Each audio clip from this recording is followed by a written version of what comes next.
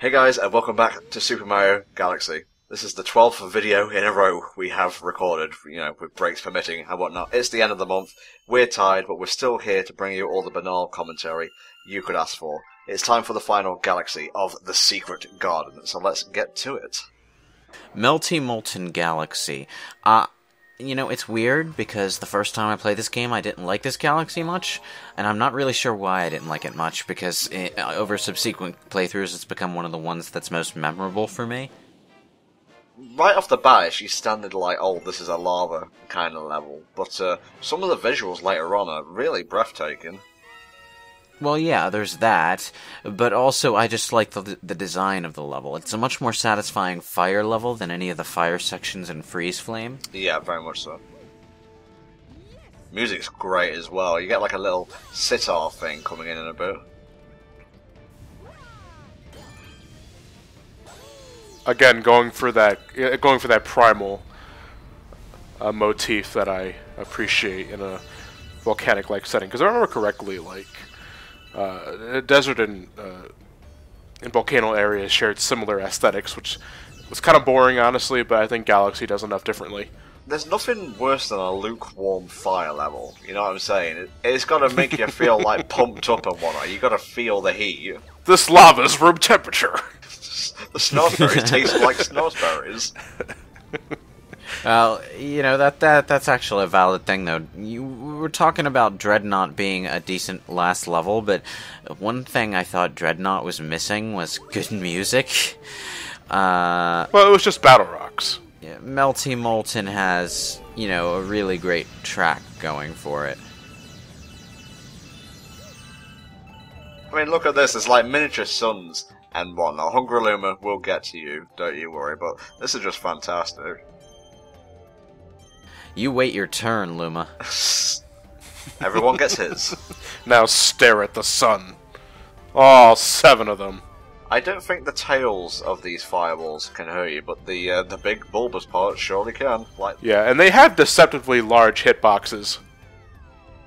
Like, you think that just because you can get to one pool star before the other while the comet is emerging from the sun, you'd be safe, but no, you end up getting hurt because of that.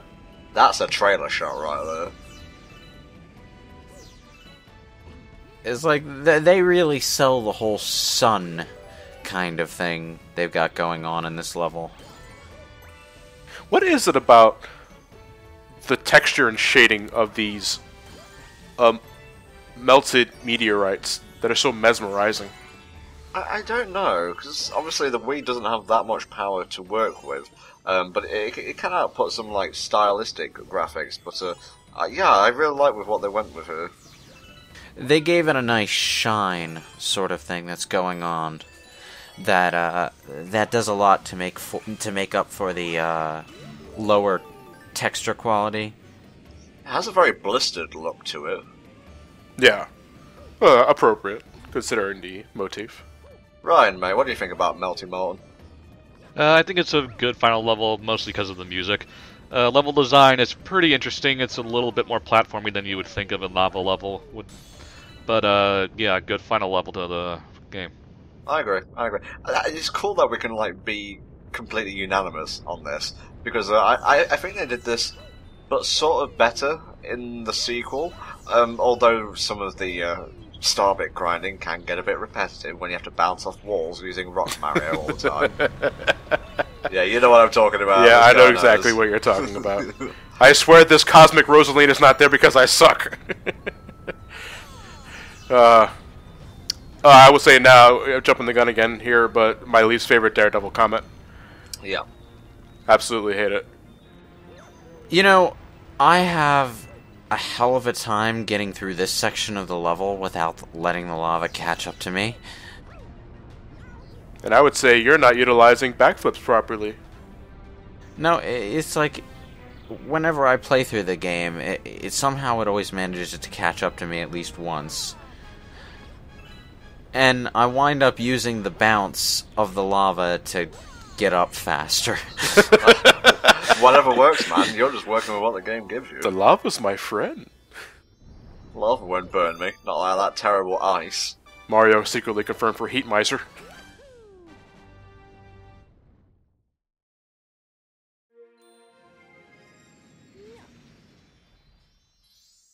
I think that's the longest star, though, in Melty Molten.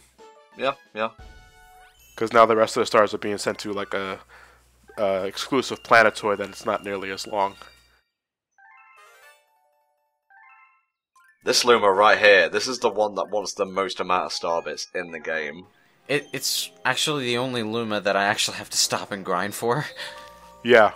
I think it's like, it's like 1600? Yeah, 1600, the most in the game. There's one by the gate, but I kind of wanted to save that and do it alongside the trial galaxy. So we'll get to that when we get to that. I think that one's 1200.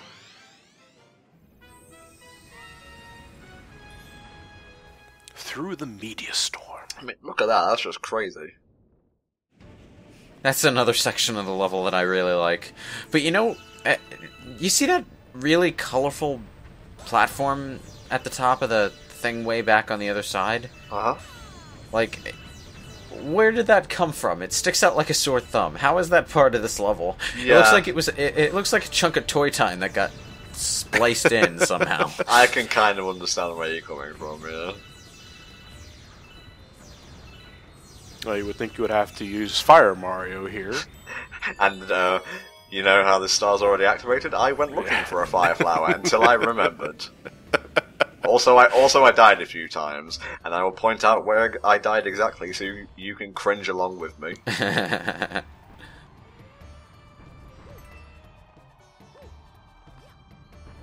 Yeah, that needs to be our next race, like a no-death race. Oh. First person to die loses. Oh. How about we start at the end and go backwards? So, like, we start here, and then we wind up on, like, Gateway Galaxy or something. A backwards race. I like it. The first to die loses. Christ, I forgot this part. The star chip hunt with all the random meteorites falling down. Yeah, there's a lot of collecting to do here. Running around trying to collect things while also trying to keep an eye out for meteors that might fall down on your head at any given time. Kind of slightly annoying. Also, honestly, I think the meteorites are the least threatening thing in this area. No, it's the tiny holes that you kind of sort of forget about while you're running around trying to avoid the meteors that get you. Burned in the game and downloads. Oh, this is a weird planetoid. What is this, a castle battlement? It's kind of like a fossilized lava snake or some shit. I don't even know what this is, but the texture of the rock on this particular planetoid is mesmerizing to me. It's really high quality for some reason. It's like, it really sells itself as specifically volcanic rock. As in the kind of rock that you'd see lava solidify into. Man, there's gonna be some people on like the comments for this video like, man, you guys are talking about texture and whatnot. Unsubscribed. Oh, you have to see our Sonic Adventure 1 commentary. Oh, damn. Well, actually, I think I've told you this before, and I mean this like completely respectful one. I literally cannot watch some of your earlier stuff because you're always talking over each other because of Pamela.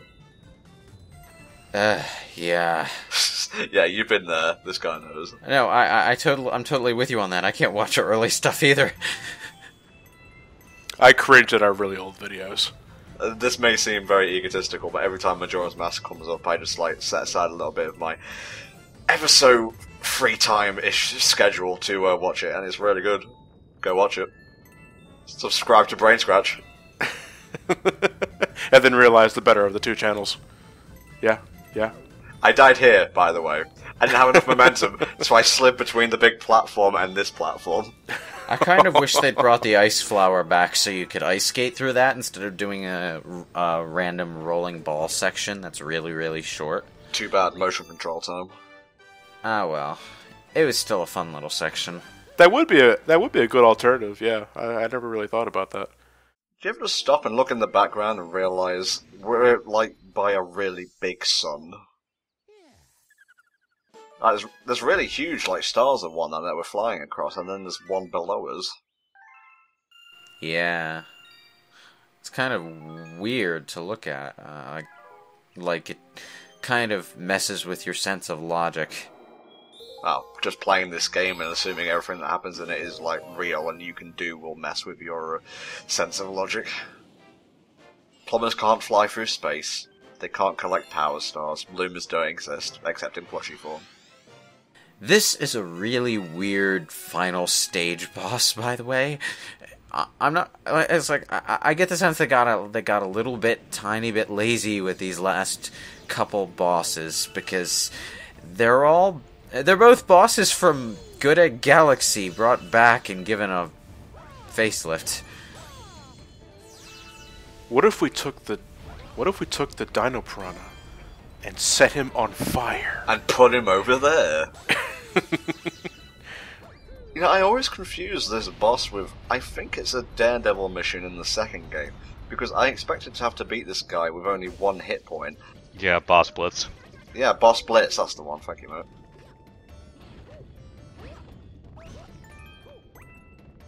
Either way, these little sinking platforms kind of scare me, even though I never actually miss them when I jump for them. They just put me on edge. I long jump everywhere in this part. Long jump all day, every day. Mm-hmm. All day, day, Tom. Okay, well I can write it, but I can't say it. Every day. That's how every you say day. it. Every day. The last thing I need is for you, Lewis, to speak gangster. But damn it, isn't mesmerizing. Just like the textures. Why is it the last part where we suddenly come alive? That'll make a lick of sense. No. That's just something that happens no matter what you're doing. Pure brain scratch. Pure brain scratch, yeah. Oh, the crescendo of this music with the drums and the you-know-whats. Taking game logic at face value, what is producing the steam that's venting out of this star here? Shut up, Lewis! Yeah, are you ready to rock? And shut the fuck up! Well, no, logically, steam must be coming from some kind of liquid. What liquid is being evaporated to create that steam? You must cease the talking now. Magma. Magma's a liquid. It's not the kind of liquid that turns into steam, though. Yeah, but there could be such thing as magma steam. Magma's the better team. I'm just gonna throw it out there now. I still get to play Gen 3. Yeah, the remakes are good. They are pretty decent, actually. I would go so far as to say they're really decent. The if you haven't played Gen 3 yet, the remakes are the place to go. If you have played Gen 3, you'll probably like the remakes, unless you hated Gen 3. I hear there's a pretty sexy playthrough by these guys called HFC going. Yeah, surprised you haven't plugged into your your playthrough yet. Well, it took 25 parts, but we're here. And all is right with the world. Oh, Luma Lee, Luma Bop, I need something from that shop. Sorry, Mario, I don't sell life insurance.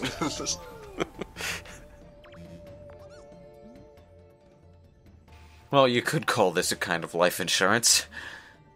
Yeah, you can literally buy a life. If someone tells you to get a life, just search out a Luma shop. No, life insurance is something you get in case you die. That would be why you buy extra lives. It's not life insurance for your family, though. It's life insurance for you. You selfish prick. No, it's not just one really big sun. It's two really big suns that are so close together that they've got cyclones of fire connecting the two of them. Either that or it's just like one sun that's kind of split in half and is being held together only by fire tendrils. Anyway, thinking too much into this, do you want to explain how to beat this boss, Ryan? You basically do the same thing you did for the first boss, but wait for it to not be on fire. Okay, thank you, Ryan. I love how you got so sick of me just asking you to say stuff that you say it as quickly as possible. To get over Shut up, Tom! It's just how I sound sometimes. I can't help it. It's fine, mate. You know, You know what, though? As simple as it is a change cosmetically, it does make the boss fight a little trickier. Also, this is new, the fireball attack. Yeah, he starts barfing up flaming coconuts. That's innovation. Well, he's really fast, and the timing of like his tail going on and off can be a bit annoying. Yeah, the final hit is really tricky to get off. It's like a game of red light, green light. It's a very sick Dino Piranha. He's puking up all over the place. Well, he was just born. Can you blame him? True. I imagine if you were a baby and you woke up with heartburn and the... Oh, I don't remember puking fucking fire. There we go. And he didn't get hit once. He didn't need that mushroom after all. Hooray, we killed a baby piranha plant. Wasn't the first time, won't be the last. See, Tom is more of the inverse player. The more health he has, the more careful he plays. Yeah, I'm weird like that. Dun, dun, dun. Yeah. I enjoy the more orchestrated rendition of that in Galaxy 2. Please tell me you're not like Gareth, where if it's not orchestrated, you don't care. This doesn't really use instruments. Well, I do have more of a favorable opinion on the orchestrated pieces in Galaxy more than the synthesized. Well, that's not what I asked. I asked if you were a snob like MIDI versus real. What? To be honest, and I know you haven't asked my opinion, but I want to say it anyway. I was getting to you, Lewis. I think synthesized music is worthwhile for its own particular sound at times. Like sometimes, people tend to crap on things like auto-tune or specifically artificial sounding music, but sometimes for a particular feel in a track, whether it be something more techno or something eerie sounding, those things can be good. Yeah, and just because it's orchestrated doesn't mean it's always going to be good. And I hate to bring up Skyward Sword because I know there's going to be some brain scratch fans who watch this now and complain every time Ryan brings it up, but I'm bringing it up now and it's my video, so shush. Orchestrated stuff didn't do a lot for that game in terms of medleys. A lot of the medleys were lacking. Apart from stuff like Fire's theme, Girahim's theme was pretty good. The boss theme used on like Kaloktos and I think Moldarak, etc. I actually don't know much of Skyward Sword's soundtrack, so I can't really comment on that. And that's all you need to know, Lewis. I guess I'll judge for myself when I have time to. God, really I can't fucking wait until you get that game covered finally. Yeah. You're the one recording it, John, so whenever you get around to it. That's called my final plan, by the way. I'm waiting for you to cover Skyward Sword, and then all your subs come to us. I'm about to put that damn game on the fast track. Just so we can shout about that game forever. Anyway. Go right ahead, John. It's up to you. Anyway. That's how you get some pretty easy star bits by going inside that volcano.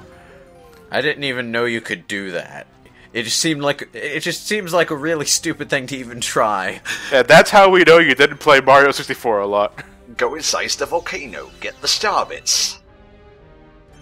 Alright, so how long did this take you? Was this your first try?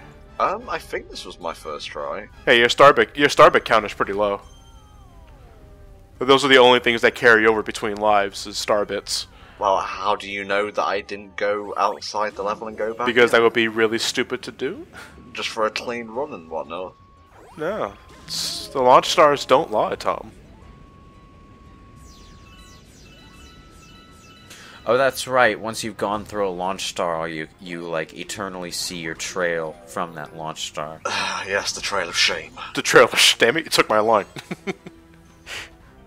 Or the trail of usefulness if it's like a level that you have to that you can take launch stars in the middle of launch star paths and skip certain areas. The trail can be helpful in navigating those. Word of advice, use star bits in this section. Don't knock them into the lava, just kind of like paralyze them. Yeah, the problem with the flaming jumping things is that when they land in lava, they jump right back out again, like within 1 second. Less than a second, even, I think. And now we come to the part that always trips me up when I get to the Daredevil run. This thing. The frickin' lava spire.